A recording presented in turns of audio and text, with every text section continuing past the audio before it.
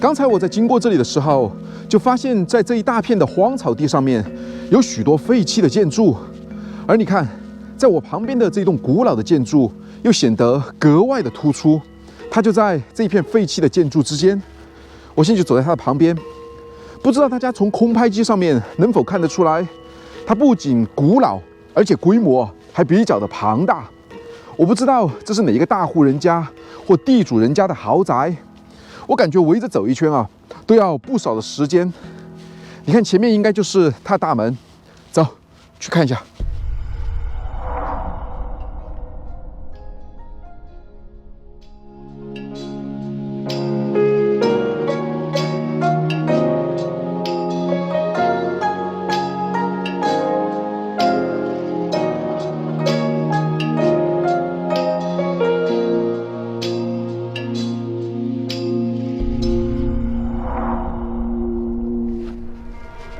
围着这个古建筑走了一圈啊，我真是吃了不少的苦头。越走啊，这个脚是越重。你看，现在整个脚完全是被这个泥土所包裹了，都有一点抬不起来了。那这里就是它的大门了。你看这个周围有被火烧过的痕迹，一直延伸了过去。那这个古建筑最大的特点呢，就是它的进门处呢是一个门楼。那这个门楼啊，又或者说是一个硬山顶风格的门楼，看上去是不是很像一个道士帽呢？其实，在民间啊，就有一种说法，门楼啊建成道士帽，大财小财都来到。也就是说，把这个门楼啊建成道士帽的造型，就会来财。那谁不爱财呢？但是我比较好奇的是，为何古人会认为这个门楼啊，它会与财有关呢？那你看啊，在古代这个门楼啊，是有钱人为了炫耀或彰显自己的财富地位，而房屋的造型样式呢，自然就代表了他们的身份。很多有钱的人啊，就会把这个门楼呢修建在入户处。那这个门楼奢侈的程度，也彰显了房主人的豪气。像门楼上面常常都是挑檐式的风格，底下呢都还有绘画，像花卉啊、蝙蝠啊，或者说是人物，代表吉祥。而这些精美的雕工啊，这绝对不是普通人能消费得起的。那这个门楼啊，为何又与道士帽有关呢？说是有一天啊，有一个道士在经过一个村里面的时候，突然刮来了一阵大风，然后这个大风把道士帽啊却刮到了一户人家的家里面。这个道士呢没有办法，只能硬着头皮啊进去取他自己的帽子。没想到啊，这一户人家呢非常的热情，不仅是把道士帽还给了道士，还把道士呢请到他们家里面去做客。然后在道士走了以后啊，这个主人竟在晚上的时候做了一个奇怪的梦。他梦到有一个仙人啊来到他们家中，告诉他，如果想要大富大贵的话，那么必须要在大门呢修建一个道士帽风格的门楼。主人立马惊醒了过来，想到不是才有道士来过他们家吗？于是啊，他觉得这不是巧合，在第二天呢，便真的修建了一个道士帽风格的门楼，来应了这个仙人所说的话。最后呢，这一个道士帽风格的门楼啊，从此便流行了开来。刚才说了一大堆啊，那到底这个大富人家长什么样呢？走，我们进去一探究竟。这门楼的门都已经没了，上面的2楼，这墙砖的砖雕啊，特别的漂亮。不过现在风化很厉害，看不太清楚了，好像是人物的造型。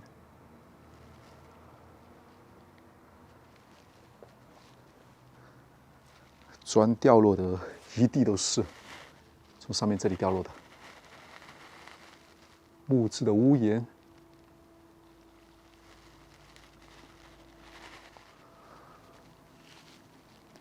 这些树不知道长了多少年，你看那个里面还有很大的一个缸。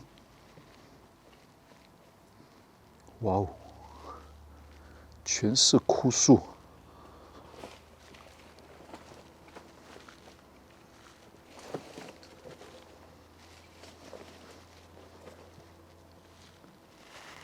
上面的砖雕很有层次啊。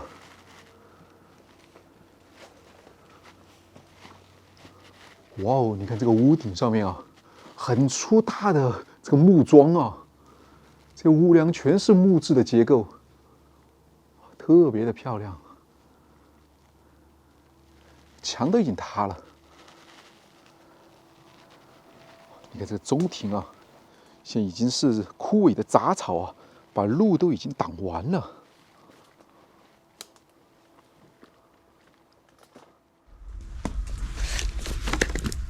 那上面的这些瓦片一层一层的排上去，还是挺有那种艺术的美感。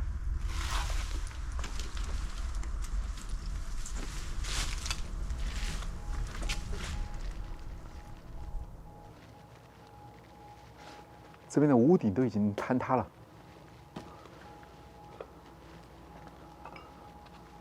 哦，这里有一个箱子，房间特别的黑。你看，这上面是木质的结构，特别的结实啊，好粗大的梁。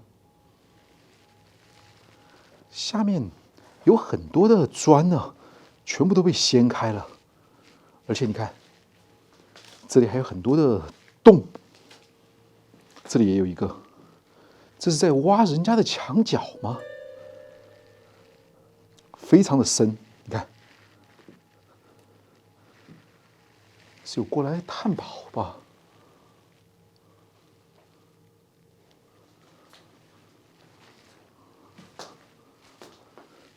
这边也有。哎，哎呦，糟糕！哎呦，我的脚被缠住了。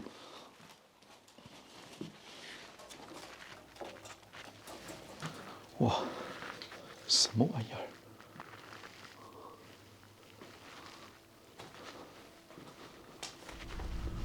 哇，这植物啊，现在把这个路都已经挡住了一半了。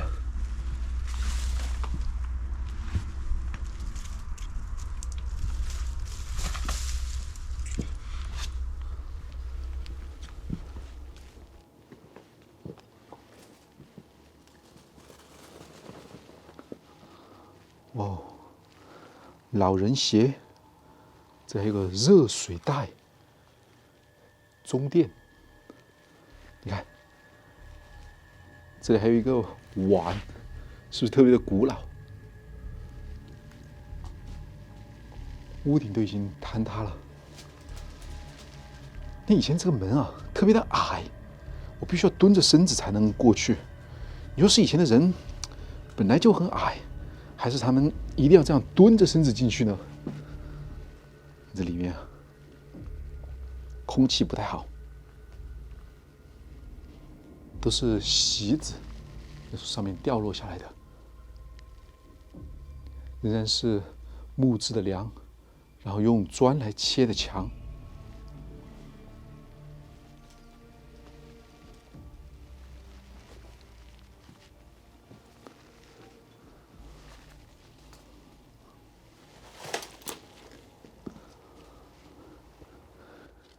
你看这个建筑啊，和旁边的不太一样，像是水泥房，而且这个房子啊，它的门和窗呢，应该是还没有装好，然后就废弃掉了，空空荡荡的。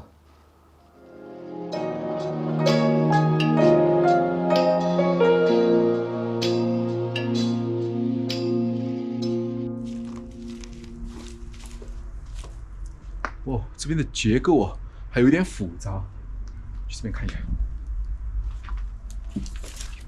你看，这里有一个像石台一样的东西，现在只剩下了一半。这里面全部都是枯树，而且这个墙啊，在过去应该是隔断的，但现在已经被破坏了。能看到那个区域啊，全部也是杂草杂树啊，长满了整个院子。走，去那边看一下。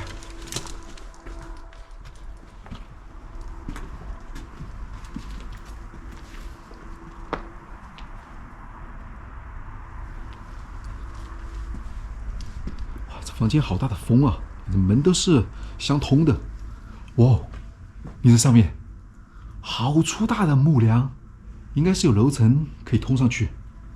看一下阶梯是不是在这边？地上又看到很大的坑了。这边也有一个。哇，这些人显然用那些金属仪器来看一下有没有金元宝，是不是？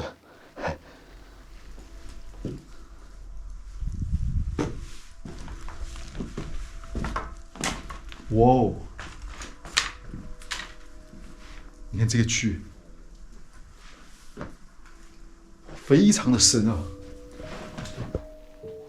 显然是挖宝挖到了一个正确的地方，还是他坚信他一定能挖到呢？你看，特别的深啊！你看2楼的那个窗户啊，特别的小。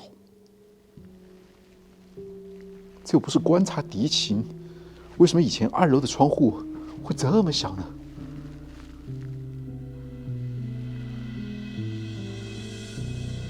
这里还有一个坑，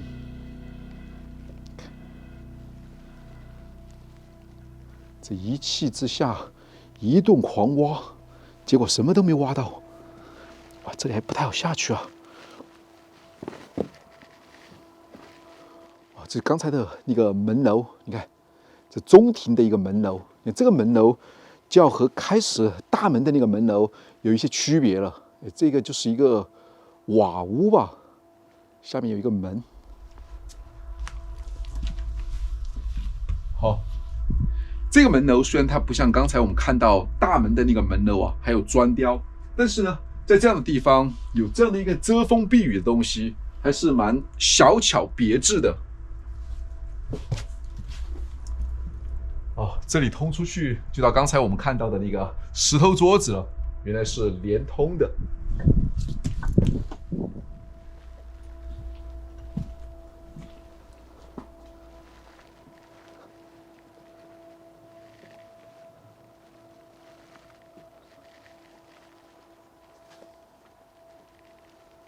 窗户倒是蛮多的。哇哦，看，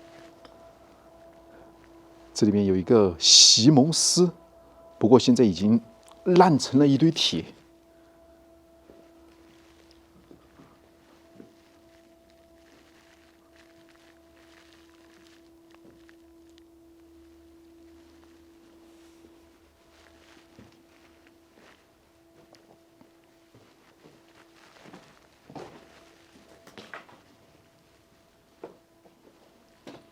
都有挖过，只写上了张良辉，还好不是张家辉。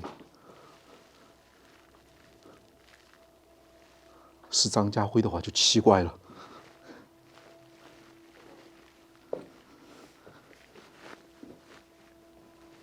哇，都不好出去啊！看这边，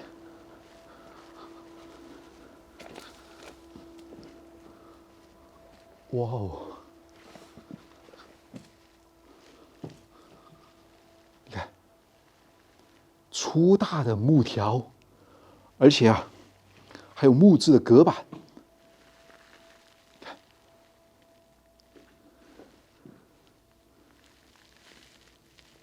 上面还坛子。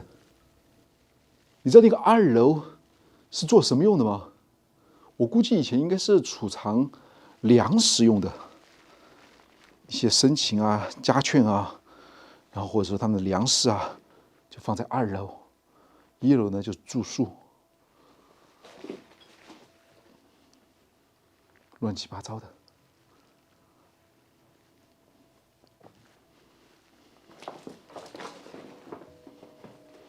山清水秀，对联已经看不清楚了。哦，你看这上面啊，席子都已经垮塌下来了。哇，你看这是什么？到处都是坑，专挖人家的墙角。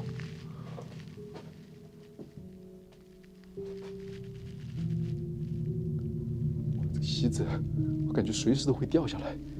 先出去。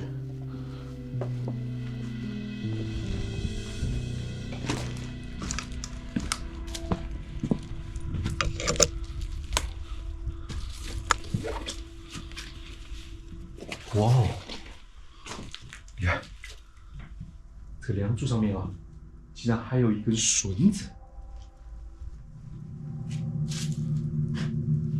这里应该是上去的阶梯。那个木板啊，随时都感觉会坍塌下来。而在房间里面有很多的炮弹坑，有那些挖宝的人啊，每一个房间都不放过。这里还有一个沙发。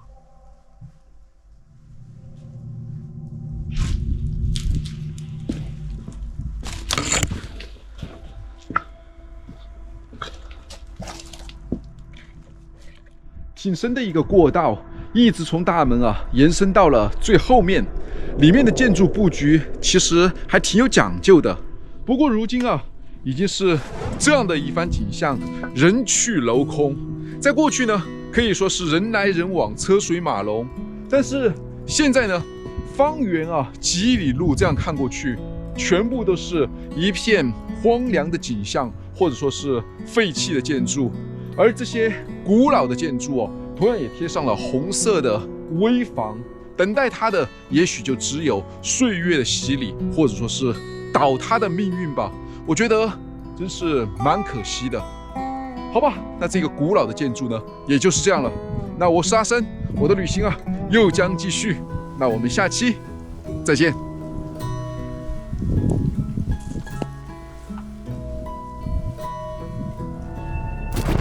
在下一集中，阿生将去探寻一座废弃的山顶古堡。据说这里曾是用古怪的石头搭建的一座天然防御要塞，自从建立以来就从未失守过。但为何会废弃呢？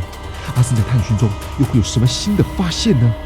看上去还蛮深的，走过去看一下能不能进去。